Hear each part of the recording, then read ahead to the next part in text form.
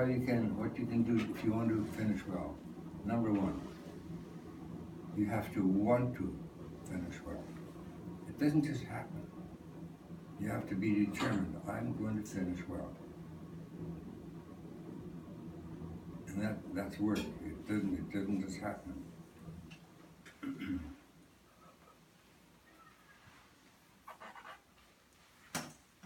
There's so many things that can draw you away from it.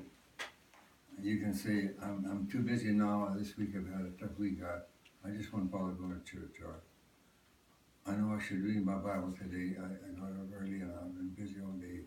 I'm really tired. I'm not going to bother today. I have a prayer list, but God will forgive me if I overlook that today. We can become pretty callous about things that are absolutely important if we want to finish well. So we have to be determined. We want to finish well. Number two, we need a perspective from eternity, from the end of life. If I make this decision, what will that do to me at the end of my life? Will it bring me closer to God? Will it be easier for me to have a clear conscience? Will I finish well? How will my actions help me at the end of my life?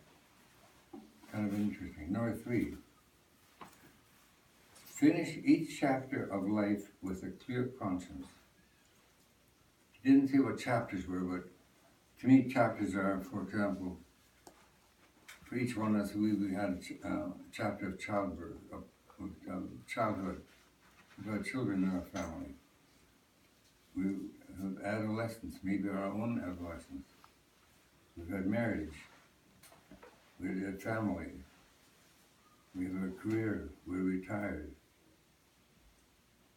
Now, if we want to finish well, if we look back, and we could spend a whole evening on this one item, are there items where we could say, I dealt that item I did not do with integrity? I know I've had to go back. I've had to go back. I hadn't planned this, but I want to tell you in briefly what I'm talking about. I was teaching. I had the biggest school in Abbotsford, elementary school.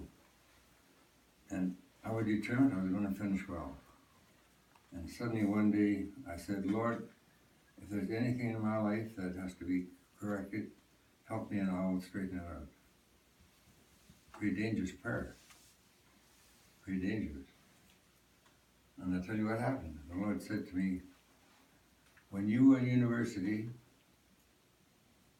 in history course 316, I remember the course so well. Mind you, I've never shared this with any group before, but I decided to do it just now. We had a stack of books we were supposed to read. I'm not a speed reader and I didn't have enough hours in my day to read them. But you can go to the university and take summaries of books. So I did what a lot of people did in the class. I went there and I wrote summaries of books and I turned it in. Good, I've done my job. I didn't read the books. My certificate was based on my university work. Now I don't know what I'm going to do. I was stuck. I got a preacher to my house, a preacher that had a lot of confidence, and I said, brother, I'm in a problem. Here's what I have done. But I want to I want to live a Christian life. But I was wrong, I was cheating. What do I do? He said, well, let's pray about it.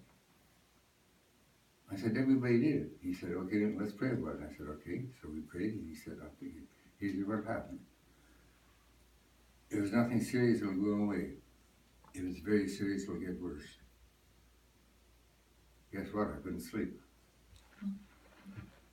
And got worse. I've never told you this, have I, Phil? Have I? At any rate, I said, okay, Lord, I'm going to straighten this up. Rose and I prayed about it, and I said one day, okay, this is the day. I went to school, I got my classes to work, And I sat down in my office and I prayed and I said, Lord, I'm going to make a phone call and you be in charge. And I phoned Dean Neville Scott, who still happened to be there. I knew him personally, Dean of Education, and I called him and his nurse, his secretary answered and she said, what can I do for you? Well, I said, I have to speak to Neville Scott. He says, well, he's very busy. What is it about? I said, well, I took this course and I have to talk to him about that. I'll tell him. So I hung up the phone and I said, God, just when I'm ready to clean it up, you close the door. Don't do that to me. And about 2 minutes the telephone rang and there was no scarf. He says, Paul, I got your records here. What can I do for you? I said, I'm a Christian. I've straightened out my life. And here's what I've done. And you can do whatever you want. You can maybe take the course over. You can take my certificate if you want. I want to clean this up. To me, it was more important than my job. He was quiet for about a minute and he said, son, has God forgiven you? I said, yes. He said, then I will too.